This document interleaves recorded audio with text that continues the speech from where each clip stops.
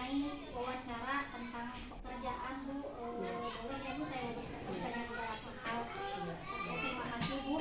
Untuk pertanyaan pertama, apa yang memotivasi Ibu untuk menjadi kepala sekolah? Pertama-tama terima kasih atas pertanyaannya. Yang memotivasi saya sebagai orang guru, tadi dari seorang guru ingin menjadi kepala sekolah, pertama karena kecintaan terhadap pendidikan, ingin memajukan pendidikan, dan dengan pengalaman yang begitu lama saya ingin meningkatkan karir di dunia pendidikan. Karena dengan berbagai hal terutama di Kecamatan Pasir Jambu, karena banyak kekosongan kepala sekolah di SD yang kosong, kita berpikir bagaimana kondisi sekolah yang tidak ada pemimpin. Maka dari itu saya tergerak untuk mencalonkan sebagai kepala sekolah, dan yang terutama untuk meningkatkan dan berbagi ilmu dan pengalaman yang saya dapatkan selama jadi guru. Karena bukan terlalu lama, sudah lama berapa tahun jadi dari pengangkatan guru itu hampir 34 tahun. Apa tantangan terbesar Ibu hadapi sebagai kepala sekolah Bu? Tantangan terbesar yang pertama ketika melihat anak didik tidak berhasil dalam melaksanakan penilaian. Misalkan di suatu kelas guru memberikan ulangan atau tes, pas lihat hasilnya jelek, itu yang merupakan tantangan terberat, atau merasa tidak berhasil kita memfasilitasi guru tersebut. Dan juga ketika di sekolah yang ibu pimpin ternyata gurunya masih kurang, harus merekrut lagi guru, sedangkan kemampuan keuangan dana bos tidak mencukupi. Nah itu lumayan jadi pikiran terberat bagi ibu.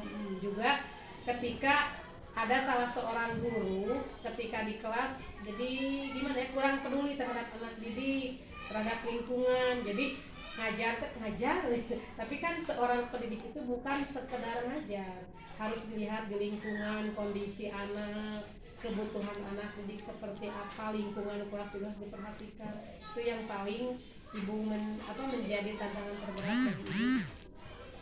Bagaimana Ibu menjaga semangat kerja tim guru dan staf sekolah Bu?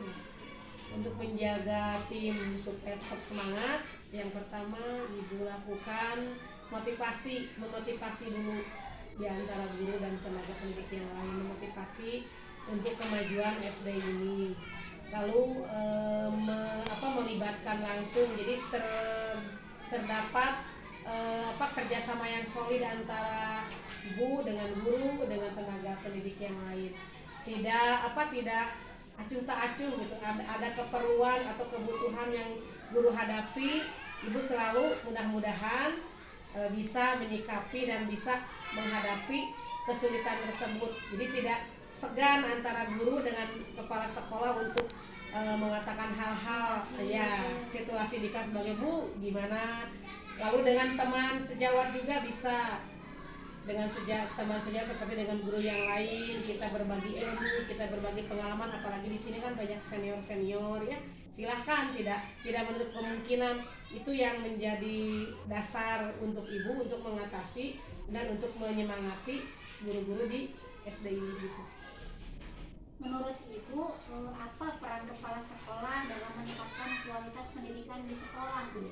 Peran kepala sekolah di sini sebagai yang pertama sebagai manajer, pemimpin ya. Suatu lembaga tanpa ada pemimpin pasti kita tidak mungkin berjalan dengan baik, karena mau dibawa kemana.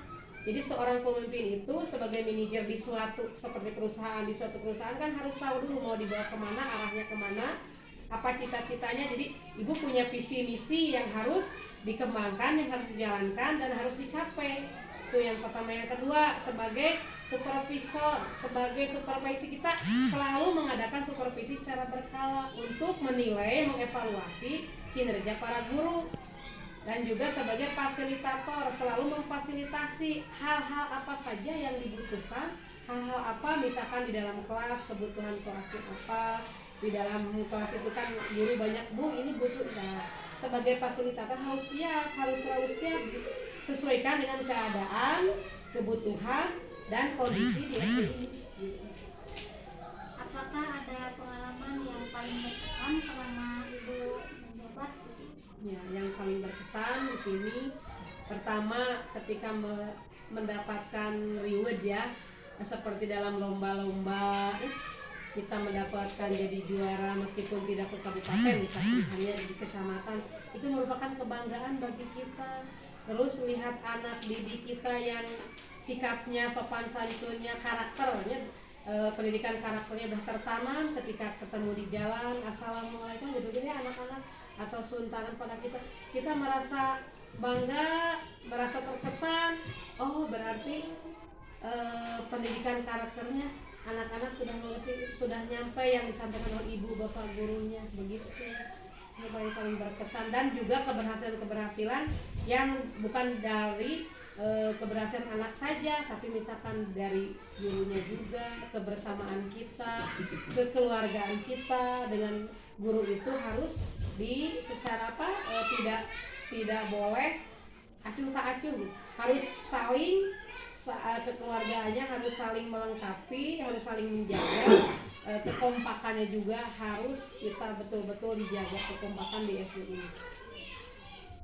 Terakhir Bu, apa pesan Ibu untuk para guru agar terus semangat dalam mendidik? Ya, pesan Ibu yang pertama, semangat dalam berkarya, karena dunia pendidikan butuh kita figur-figur guru.